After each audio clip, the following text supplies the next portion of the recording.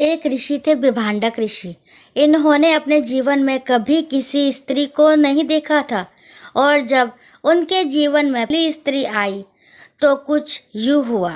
पुराणों के अनुसार विभांडक ऋषि के कठोर तपस्या से देवता कांप उठे थे और उनकी समाधि तोड़ने और ध्यान भटकाने के लिए उन्होंने स्वर्ग से उर्वशी को उन्हें मोहित करने के लिए भेजा।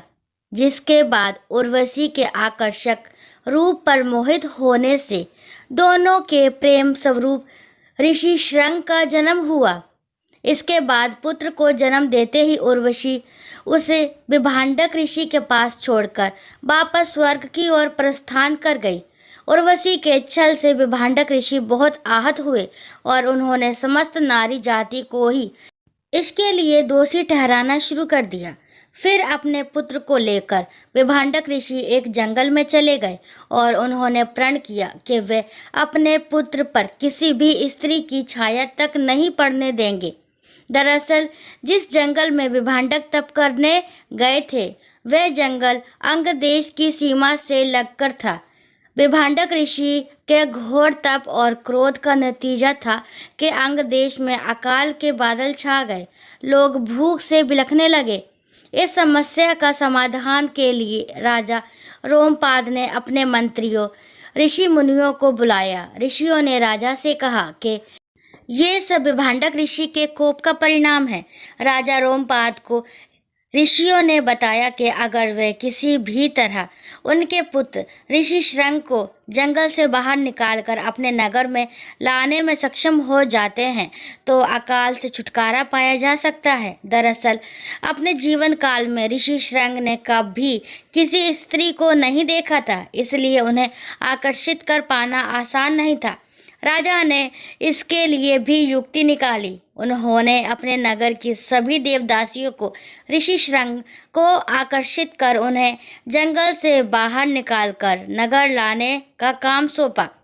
एक दिन ऋषि श्रंग जंगल में विचरण के लिए निकले। तब उन्होंने एक आश्रम में खूबसूरत देवदासियों को देखा। वे बेहद आकर्षक थी। उन्हें अपना गुरु भाई मानकर ऋषि श्रंग ने उनकी बात मान ली और उनके साथ नगर की ओर प्रस्थान कर गए। अपने पुत्र के साथ हुए इस छल से विभांडक ऋषि क्रोध के आवेश में आकर रोमपाद के महल पहुंच गए, जहां विभांडक ऋषि का क्रोध शांत करने के लिए रोमपाद ने अपनी दत्तक पुत्री शांता का विवाह ऋषि श्रंग से करा दिया। पुराणों के अनुसार जब राजा दशरथ को पुत्र प्राप्ति नहीं हो रही थी तो उन्होंने यज्ञ कराया था। इसी से उन्हें पुत्र के रूप में भगवान राम की प्राप्ति हुई थी। यह हैरान करने वाली बात है कि यज्ञ के दौरान राजा दशरथ को ऋषि विभांडक के पुत्र ऋषि श्रंग की कथा सुनाई गई थी। इसके साथ ही ऐसी भी मानता है कि इस पूरी घटना की भविष्यवाणी बहुत पहले ही कर दी गई थी।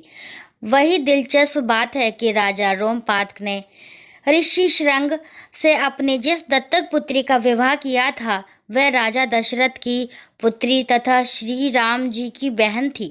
दोस्तों, आशा करती हूँ ये कहानी आपको पसंद आई होगी और इस तरह की ज्ञानवर्धक कहानी सुनने के लिए प्लीज़ मेरे चैनल को लाइक, शेयर और सब्सक्राइब करना ना भूलें। और कहानी को लास्ट तक सुनने के लिए थैंक यू।